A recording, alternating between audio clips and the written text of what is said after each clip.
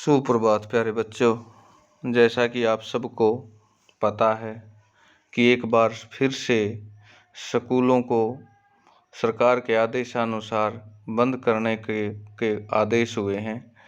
इसके मद्देनज़र आपके पास और हमारे पास एक बढ़िया लगभग 1.5-2 महीने का टाइम पीरियड ऐसा था जिसमें हमने फेस टू फेस आपके साथ पढ़ाई की। अच्छा लगा इस विपरीत परिस्थितियों में आपके साथ जुड़ने का, लेकिन सरकार के आदेशानुसार कार्य करना है और उसके मद्देनज़र आशा है आप कि अभी भी कोई कमी नहीं आएगी और आप सुचारू रूप से अपनी पढ़ाई को जारी रखेंगे, ऐसा मानना है। और जल्दी ही परिस्थितियाँ अनुकूल होंगी हमारे और हम फिर से एक बार फिर उसी शिक्षा के मंदिर में इकट्ठे होंगे और अपनी पढ़ाई को सुचारू रूप से जारी रखेंगे। लेकिन इन पीरियड के दौरान हमने अपने रिवीजन को, अपना जो सिलेबस बचा हुआ उसको भी आगे बढ़ाना है। +2 कक्षा का पोल साइंस का जो हमारा लेसन बचा हुआ था, जो चल रहा था कि राजनीति के नए बदलाव, भारतीय राजनीति में अभी चेंजिंग आने बाकी थे, यानी 90 के दशक से आगे की राजनीति के बारे में हम पढ़ रहे थे और हमने देखा कि गठबंधनों का युग स्टार्ट हो चुका था।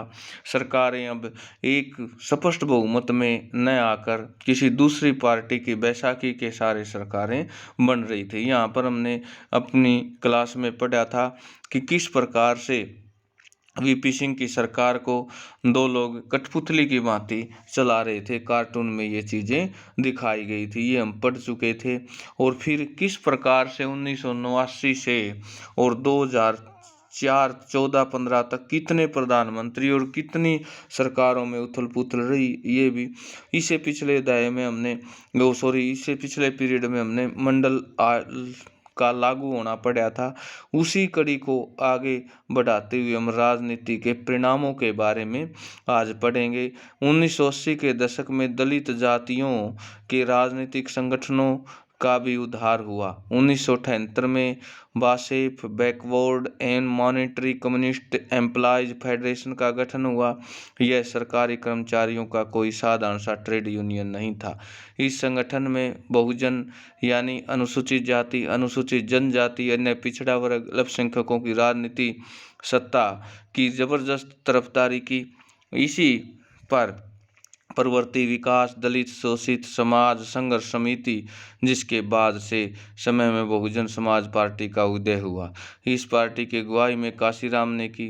बहुजन समाज पार्टी बसपा ने अपने शुरुआती दौर में एक छोटी पार्टी से पंजाब, हरियाणा, उत्तर प्रदेश दलित मतदाताओं का समर्थन हासिल था, लेकिन 1989 से 1991 के चुनाव में इस पार्टी ने उत्तर प्रदेश में सफलता मिली और आज़ाद भारत में यह पहला मौका था जब कोई राजनीति का दल मुख्यधारा दलित मतदाताओं के समर्थन के बूते राजनीति की सफलता हासिल कर पाया था। दरअसल काशीराम के नेतृत्व में बसपा ने अपना संगठन बुनियाद व्यवहार केंद्रित नीतियों पर रखी थी। बहुजन यानी अनुसूचित जाति, अनुसूचित जनजाति, अन्य पिछड़ा वर्ग और धार्मिक अल्पसंख्यक देश की आबादी में सबसे ज़्यादा संख्या के लिहाज से एक मजबूत राजनीतिक ताकत का रूप ले सकते थे। बसपा में आत्मविश्वास इस तथ्य से बड़ा बल मिला। इसके बाद बसपा राज्य में राजनीतिक ताकत के रूप में उभरी और उसके ज़्यादा दफ़े यहाँ सरकार बनाई। इस पार्टी का सबसे बड़ा समर्थन दलित मतदाता थे। तो प्यारे बच्चों, कहने का भाव ये है कि एक नई पार्टी का उदय हो चुका था और यहाँ पर हमने देखा कि दलितों का उद्धार करने वाली पार्टी बन चुकी थी। इससे आगे हम सांप्रदायिकता, धर्मनिरपेक्ष और लोकतंत्र के बारे में पढ़ेंगे, अयोध्या के विवाद के बारे में पढ़ेंगे। आज के लिए जो हमने क्लास में भी किया था कुछ एक, उससे आगे राजनीति के परिणाम क्या रहे उनके बारे में चर्चा की। और यहाँ पर 2 कार्टूनों में बताया गया है कि क्या इससे पिछड़े और दलित समुदायों में सभी नेताओं के लाभ होगा या इन समूहों के भीतर मौजूद ताकतवर जातियों और परिवार के सारे फायदे अपनी मुट्ठी में लेंगे। असल मुद्दों पर नेताओं का पता चलना, इससे बदलाव में समुचित वंचितों के लिए बेहतर नीतियां बनेगी, उस पर कारगर तरीके से अमल होगा या फिर सारा कुछ राजनीतिक खेल मात्र बनकर रह जाएगा।